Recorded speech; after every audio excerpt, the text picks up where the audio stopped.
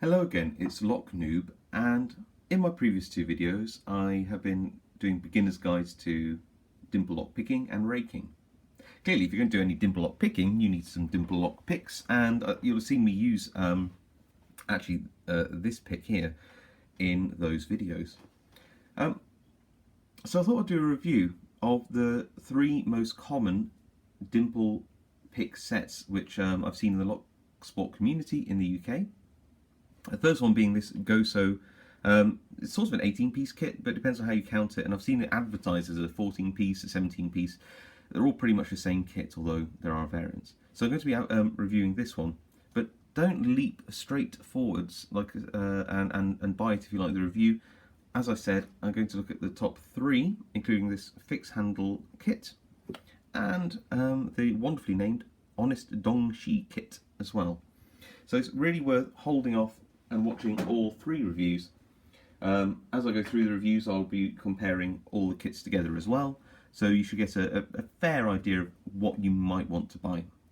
Bear in mind, we all have our preferences, and what I like, you might not, but that's the same with every review, isn't it? Okay, so here we are with the GOSO. I'm going to call it the 18-piece kit, but you can call it what you like. If you do a Google search, just put in GOSO dimple pick set, and you'll probably find this one in the top of those searches anyway.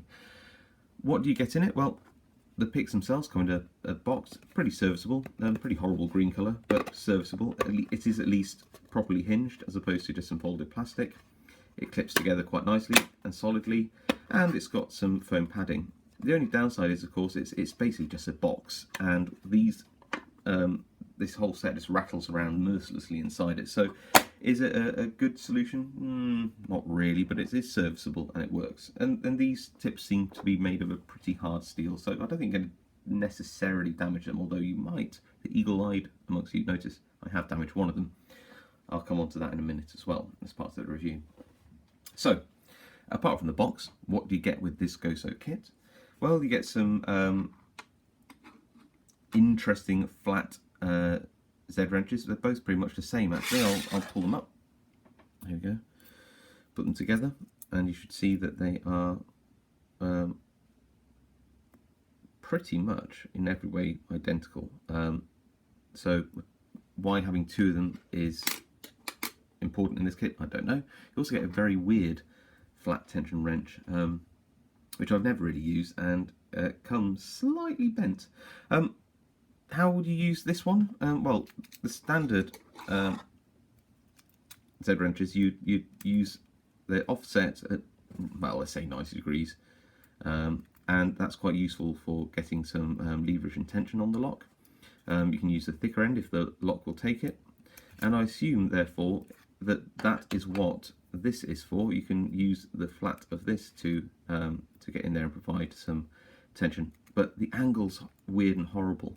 Also, some locks, like this Multi-Lock Classic, the warding's a bit tight, and you find that actually when it's a bit down, it actually sort of jams in there. I haven't pushed it down too far, but it's just not a comfortable thing. Would I use this? Possibly. I don't know. I wouldn't throw it away, but I wouldn't necessarily use it either. So you get three perfectly serviceable, I guess, tension wrenches. You also get a whole load of dimple flag tips to go into this handle which takes them. So this is a handle which takes interchangeable tips. This is actually quite good. You'll see similar, and it's possible that you could even use a modified one, those craft knives or X-Acto knives which come with a similar locking mechanism. You can pick them up, one of those kind of like interchangeable blade handles for just over a couple of pounds in the UK, maybe even cheaper. So if you do ever lose or break this, you might want to have a look whether you can modify one of those. Anyway, it works the same. So the idea is you'd unscrew this to release some of the compression around the thick end of this dimple flag. You pick up another dimple flag, you'd pop it in, and then you'd screw it back together. How does the mechanism work? Well, let's actually look inside. There is basically a bit of split brass which compresses around the I don't want to call it handle base, there you go, of the dimple flag as you put it on and screw the collar tight. Is it any good? Yeah, it is actually. When you have it's quite tight actually to get the dimple flag in there in the first place. But that, by the way, isn't a bad feature. As you can see, a bit of a struggle. It's not a bad feature because you know that when you actually tighten this up, it's going to stay tight. So I think that's actually a pretty strong selling point for this. But you have to be a bit careful. One, keep it tight. This is free rotating unless you've got adequate compression by tightening the collar and torquing it down with your fingers. If, like me, you're not very good at dimple lock picking, a bit heavy-handed, you might find if you pick like this or like this and you're using that part of the handle to you know, basically get in and lever those dimple pins down, then it can sometimes work loose. If it does, then this happens.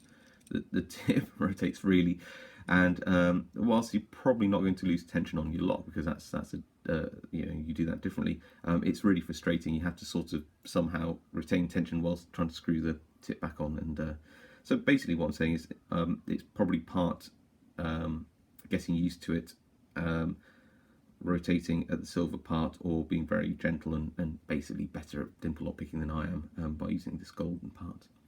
So in terms of those tips, I'm going to move the camera over so you can see what you get. As far as I can tell, you get an equal amount of left-handed and right-handed dimple flags. Now, there isn't really a standard way of saying whether it's a left-handed one or a right-handed one, but you get basically 1, 2, 3, 4, 5, 6, and then 1, 2, 3, 4, 5, 6 left and right-handed flags.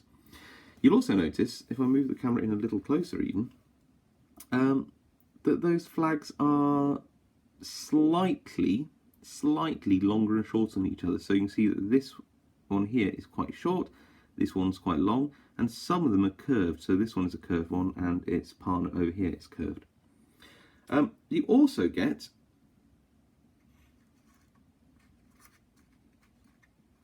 two other dimple flags, I guess you want to call them, and I shall pull the camera back a little bit and I shall bring them to the camera and show you. And these are not partnered, which is weird because this one is a curved flag and doesn't have but it's offset slightly. Not really sure why. Possibly to help you push past some of the pins in the lock. In some other variants of this GOSO kit, and there are variants, some are in black cases, some in green. In some other variants, you actually get a thicker handle, so this is operated as a finger tool, as I suppose this one is. In terms of the curvedness, if you like, why have a curved dimple flag? Well, there are some dimple locks which are naturally curved, so you can sometimes use the curved nature of these flags to actually get up and pick some of those pins in the centre of these ones. I think is it Bosnianbill calls these smiley locks. So again, you get the left-handed and right-handed versions of these curved dimple flags as well, and they can be quite useful. They can also be quite useful in getting around some more extreme warding. Clearly I've chosen the wrong handedness, so I'm going to choose the left-handed one to show you. But again, you can sometimes use the curve to help you get extra reach around some of the warding in locks like this, in this Bassi. So, you know, you'll be using shorter or longer dimple flags depending on how best they allow you to get purchase on the actual dimple pins inside the dimple locks. And that's really about it. So, have I found that there's enough range in here? Yeah, by and large. I think it's a reasonable amount. I'd like to see a bit more variation. I mean, whilst there are differences in sort of heights and widths of these flags, it's not massively different. But overall, I think they're not bad. You'll notice that this one is broken, and you can also notice how thin the metal is. Now, I actually don't blame the kit. I think I was being a bit too heavy-handed, and I think I was picking at some warding as opposed to the actual pins. So, and this is very, very, very hard steel, but hard means brittle. Thin and brittle means it's liable to snap if you're heavy-handed noob. And I was being a very heavy-handed noob at the time. So I don't think if you're a intermediate to experienced picker that actually you're going to suffer many snaps, although there's clearly going to be some manufacturing defects at some point. So that isn't a guarantee that they won't, but more as a guide that I think, you know, it's a pretty solid kit. So yes, looking at all these locks, they can all be picked with this kit. So and that's quite a range. I've got everything from like a Euro, so I've got some Chinese smiley locks, a multi-lock classic, a Bassi, a master lock, and a couple of practice locks there. So and even if I haven't actually physically picked those locks myself, I've seen videos of other people doing them using the same kit, so I know it can be done. The only thing which I don't really see a massive use for in this kit is this strange Dimple Pickle rake. I was thinking maybe it could be used to rake or to pick pins in, say, like a smiley lock because it's curved, but it's sort of too wide. I'm sure you could fly it down and modify it. Maybe it could be used as a rake, or maybe I just don't have the type of lock available which it could be used for. So I'm not saying it isn't good. I just haven't come across something which it could be used for. The comments below will allow you to tell me what you think. Maybe you know, maybe you've used that particular sort of you know, don't know what you want to call it really, hand dimple pick thing. Maybe you've used it, maybe you can tell me more about it. So overall, this kit, you can buy it online for about £10 delivered in the UK. I've seen it upwards of £20 as well, so do shop around. It does come in variants with slightly different variants of these dimple flags, and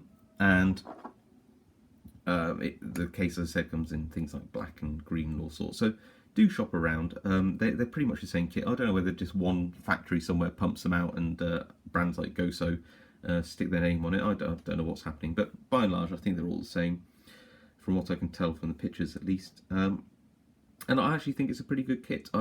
As long as you're gentle with this collar and you know, you've got a bit of experience under your belt, I don't see why this wouldn't be pretty serviceable for a number of years. So overall, I rate this quite highly. I'd like to see a bit more variation in the tips, and I don't know what this weird sort of finger hand tool thing is.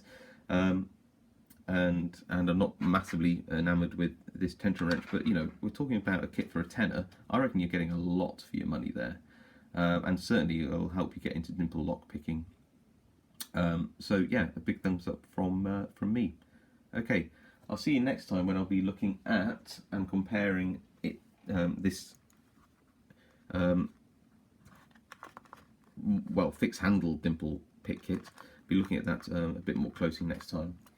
It is worth mentioning as well that this is exactly how these dimple flag tips come, and they're quite thick and they're very square.